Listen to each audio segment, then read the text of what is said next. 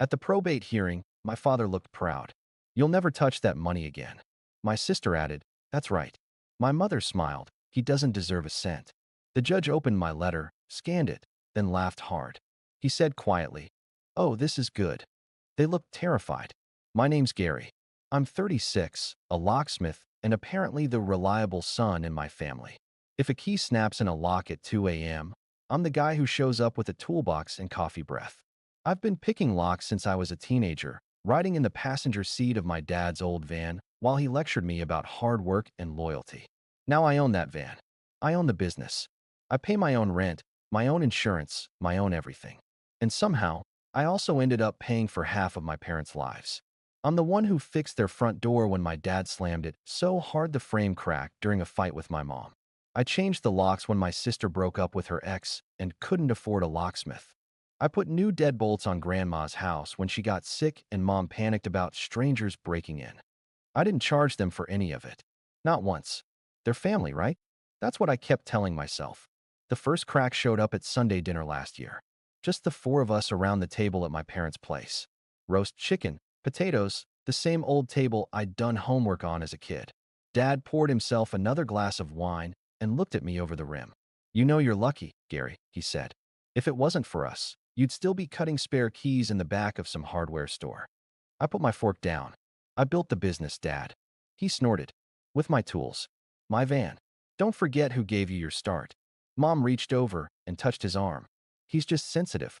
Ignore him." My sister Lauren smirked, swirling her wine. "Come on, Mom. Gary always acts like he did it all alone. He forgets who his family is until he needs something." That made me laugh, sharp and humorless. "When have I needed anything from you?" She blinked, like she honestly couldn't think of a single example. "Well, you will. When Dad's gone. When the house is ours. When Grandma's money comes through. You'll be glad we took care of everything." There was this weird silence after she said that. Dad gave her a look like she'd said too much. Mom cleared her throat and changed the subject to some neighbor's new baby. I didn't push it, but that was the first time I realized there was a whole conversation happening about money and ours that I wasn't being invited to. And it was definitely not the last. For context, I've been on my own since I was 19. Dad kicked me out after an argument about college. I wanted trade school. He wanted me to man up and just work with him. I did both. Day shifts with him, night classes. Paid my own rent in a tiny basement studio that smelled like mold and cigarette smoke. When he retired at 55, he sold me the business. Translation: he signed the paperwork putting it in my name and then guilted me into giving him a small monthly thank you. That thank you was a bigger chunk of my income than I'd ever admit out loud. "Just until I get my pension sorted," he said. That was 8 years ago. Mom worked part-time at a salon and full-time at playing referee. My sister Lauren floated from one job to another like it was a hobby. Yoga instructor, social media manager, wellness consultant. She always had new clothes, new phone, new vacations. Brand deals, she'd say. Like that explained why my parents' credit cards were always maxed out. Anytime something went wrong, I got the call. "Gary, the lock on the back door is sticking. Can you swing by?" "Gary, your sister's locked herself out of her car again." "Gary, could you cover the gas bill this month?" "Your father's check was short." Always followed by, "We'll pay you back. You know we're good for it. We're family." I kept a spreadsheet of what they owed me at first. Then I stopped, because watching the number climb made me feel sick. It wasn't just little things. It was the time I paid 3 months of their mortgage so the bank wouldn't get the wrong idea. It was the time I co-signed a loan so Dad could finally get the truck he deserved. When Grandma got sick 2 years ago, I was the only one who visited her regularly. She lived across town in this small brick house with an old brass deadbolt and a chain on the inside she refused to remove. "You're the only one who knows how to work that thing," she'd joke, watching me flip it open in one smooth motion. I brought her groceries, fixed her squeaky windows, installed a peephole so she could see who was at the door. Lauren showed up twice, once for an Instagram photo in Grandma's garden, once to complain about the Wi-Fi. My parents? They'd pop in if there was a doctor appointment or some paperwork to sign. One night, while I was changing the cylinder on her front door, Grandma shuffled up next to me with a folder in her hands. Her fingers shook as she opened it. "I've updated my will," she said. "Don't make that face. I'm old, not stupid." I wiped my hands on my jeans. "You don't have to show me that." I want to. She tapped the first page. The house goes to you. I blinked. What? No. It should go to Mom. She shook her head firmly. Your mother will sell it and hand every penny to your father and your sister. You're the one who keeps this place standing. You're the one who shows up. I didn't argue because I knew she was right. I also set aside some savings for you, she added quietly. For your business. New van, new tools. Something that's yours, not theirs. I felt this weird mix of gratitude and dread. Mom and Dad are going to lose their minds, I muttered. Grandma smiled, small and tired. Then maybe they should have visited more. She passed 6 months later. The funeral was awkward. Mom cried loudly, clutching Lauren. Dad did the stoic thing. I carried Grandma's photo, led people to their seats, made sure the caterer got paid. Afterward, in the parking lot, Dad clapped me on the shoulder. Don't worry about the boring legal stuff, he said. Your mother and I will handle the estate. You just focus on the business. I heard the emphasis on we. I also remembered Grandma's folder. Grandma already talked to me about it, I said. She wanted me to have the house. Dad's hand tightened. She was confused at the end. She said a lot of things. Mom nodded too quickly. Honey, you know she wasn't herself. I pulled out my phone and opened the email from Grandma's lawyer, the one she'd CC'd me on months before she died. She was clear, I said. This is from her attorney. I'm on the copy. Lauren rolled her eyes. Oh my God, Gary. You're really going to argue over a house? You make good money. Just let Mom and Dad have some security. I've been paying their security for years, I said before I could stop myself. Dad's face hardened. Careful, he said softly. You don't want to sound ungrateful. A week later, I found out there was going to be a probate hearing. I wasn't invited to the first meeting with the lawyer. Mom forgot to tell me the date. I found out from a voicemail the lawyer left on my business phone asking why I hadn't signed some preliminary documents they'd sent through the family. When I called Mom, she sounded offended. Well, we just assumed you were too busy to deal with paperwork, she said. We were going to figure out the best plan for everyone and then loop you in. Best plan for everyone. In my family, always meant best plan for Lauren and Dad. I drove over that night. There were fresh locks on Grandma's front door, not the ones I installed. Cheap, shiny, key-to-like junk from the hardware store. My keys no longer worked. Neighbors told me my dad had changed them the day before to keep vandals out. Standing on that porch, holding dead keys in my hand, it hit me. They weren't locking out vandals. They were locking out me. The next morning, I stopped being the good son. I took a day off work, something I never do, and went straight to the lawyer whose name was on Grandma's email. He remembered me instantly. Glad you came in, he said, shuffling through a stack of files. I was wondering why your parents were trying so hard to simplify the estate. He slid a folder across the desk. It was Grandma's original will. My name on the house. My name on a savings account. Clear as day. Then he pulled out another document. This, he said, is what your parents asked me to file instead. It was a revised version, supposedly written just weeks before Grandma died.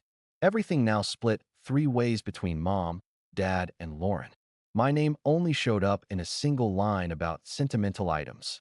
The signature at the bottom looked wrong. Too shaky. The wrong flourish on the G. I'd watched Grandma sign birthday cards my whole life. She'd never made her G like that. Did you witness her sign this? I asked. The lawyer grimaced. No. Your father brought it in already signed and notarized by a friend of his. I refused to file it without speaking with you first. That's why I left those voicemails. I laughed, this short, disbelieving sound. Of course Dad had a friend who'd notarize anything for a favor. Can you prove it's fake? I asked. He shrugged. Handwriting experts, medical records about her state of mind on that date, the fact you have older emails. It's not nothing. He paused. But I'll be honest. Probate court hates drama. They like clean stories. United families.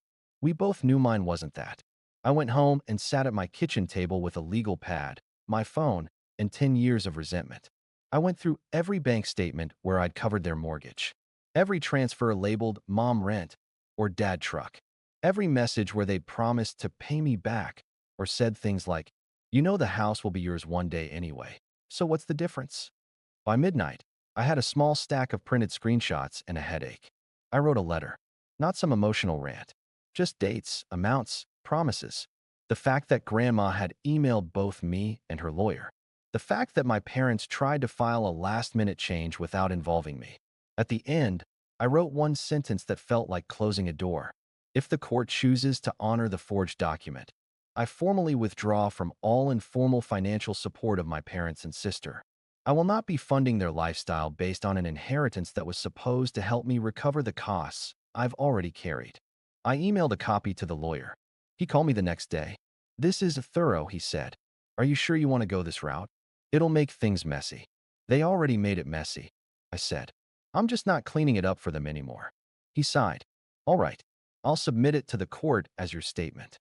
2 weeks later, we all ended up in the same wood-paneled courtroom. That's where the line you gave me actually happened. Dad stood with his hand on Lauren's shoulder like he was presenting her for a prize. Mom sat ramrod straight next to them, pearls on, face pinched. I was alone on the other side, in my work pants and a button-down that still smelled faintly like WD-40 no matter how many times I washed it. Dad glanced back at me and smirked. "You'll never touch that money again," he muttered under his breath. Lauren added without turning around, "That's right." Mom didn't even look at me. She just said, quiet but clear, "He doesn't deserve a cent." I felt my jaw clench, but I didn't answer. The judge walked in. Everyone rose, the usual routine. He flipped through the files, asked a few standard questions, and then paused. He picked up a stapled set of pages and squinted. His mouth twitched. "This must be the letter," he said. Mom frowned. "What letter?" The judge didn't answer her. He opened it, scanned it quickly, and then, no exaggeration, he laughed. An actual, quick bark of laughter in the middle of that heavy, dead-quiet room. He shook his head and said, almost to himself, "Oh, this is good." My parents finally looked nervous. "Your Honor," Dad said. "What's going on?" The judge leaned back. "Mr. and Mrs. Collins," he said slowly, "your son has just provided a very detailed financial history of the last decade, including evidence that the deceased explicitly intended to compensate him for those costs through this property and savings account." Lauren shot me a look like I'd just stabbed her. Mom's face went white. The judge continued, voice calm but firm. "Given the discrepancies between the original will on file and the recent document your friend notarized, combined with your son's evidence, I am ordering a handwriting analysis and a temporary freeze on any transfer of assets." Dad sputtered. "This is ridiculous. He's trying to punish us." The judge raised an eyebrow. "From where I'm standing, Mr. Collins, it looks like he's simply trying to stop being your bank." For the first time in my life, someone in authority said out loud what I'd been feeling for years. And my family looked terrified.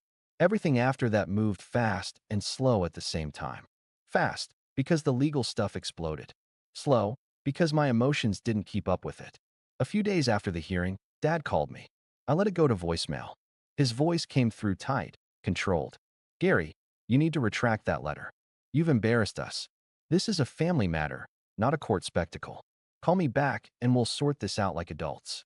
Like adults. The same man who forged his mother-in-law's will wanted to sort this out like adults. I didn't call back. Instead, I called my bank. I removed my parents as emergency contacts. I closed the joint credit card I'd stupidly opened with Mom, just for emergencies. I canceled the auto transfer I'd been sending to Dad every month for his retirement. The first month that payment didn't arrive, he texted, "Where's the money?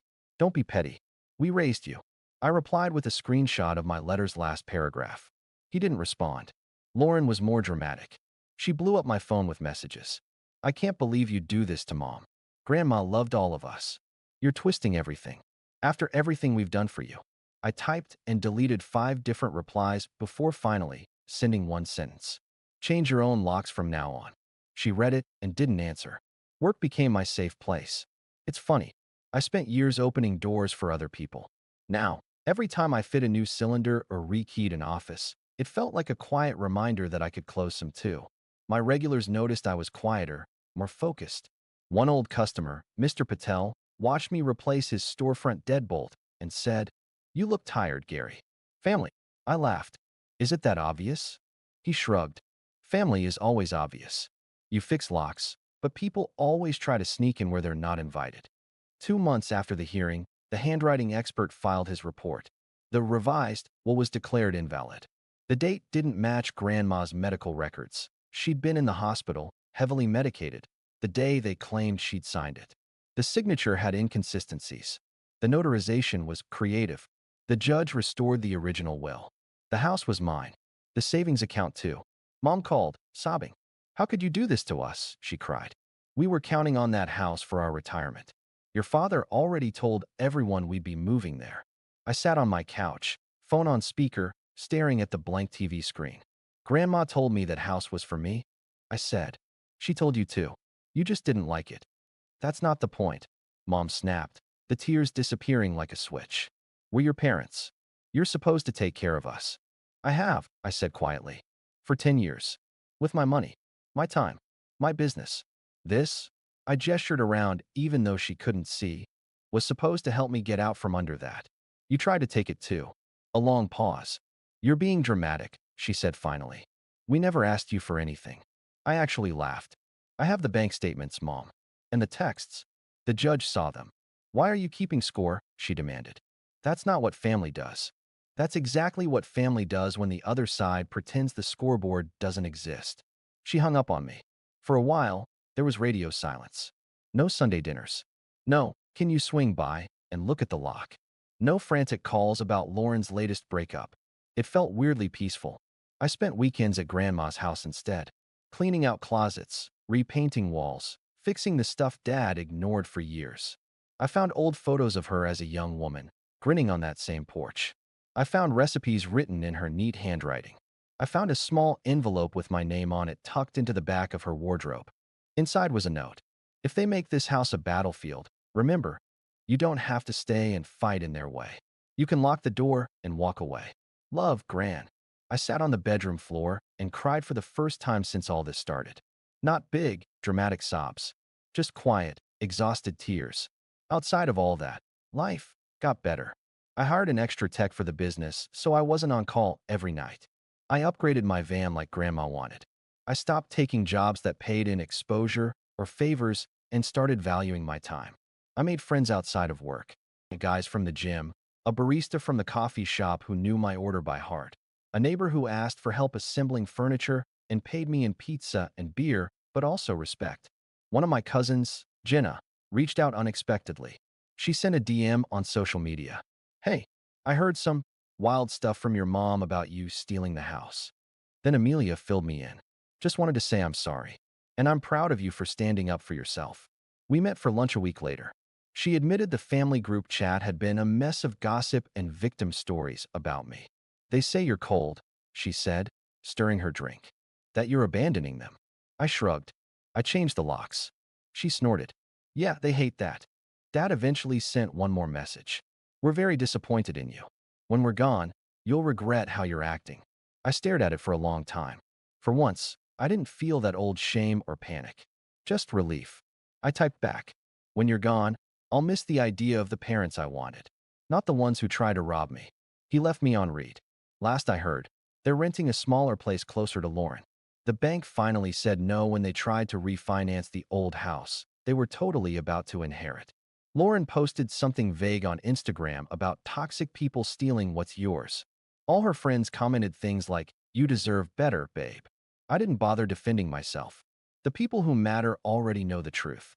The rest can stay locked out. A few weeks ago was the final probate check-in. Just a quick, administrative thing to confirm the transfer was complete. Walking into that same courtroom felt different this time.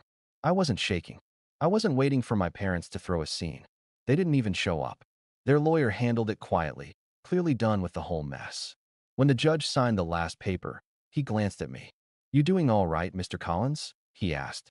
I thought about lying, saying, "Yeah, fine, thanks," and walking out.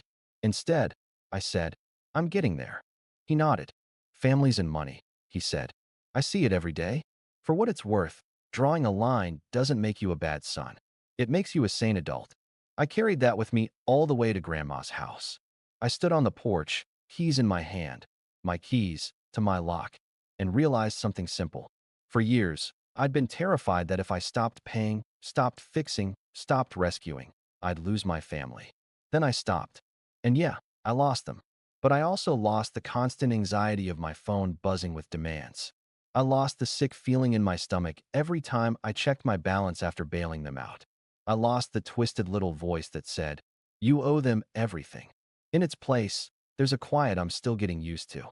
Now, when my phone rings, it's usually a customer, a friend, a cousin, someone who wants my time and is willing to respect it. I still fix locks for a living. I still drive the van. I still carry a ring of keys heavy enough to bruise my hip. The difference is I'm not trying to earn love with every turn of the wrench. People ask if I'll ever reconcile with my parents. Maybe. If they ever apologize without adding a but.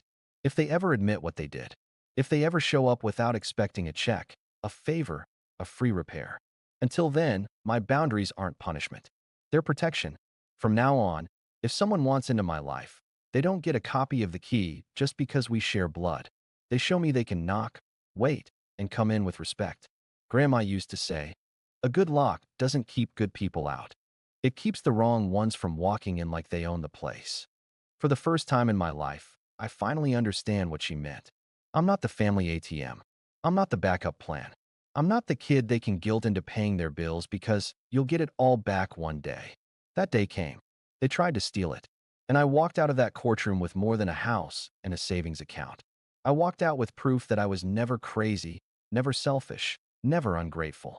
I was used. Now I'm done. I changed the locks. And this time, the only person with a master key is me.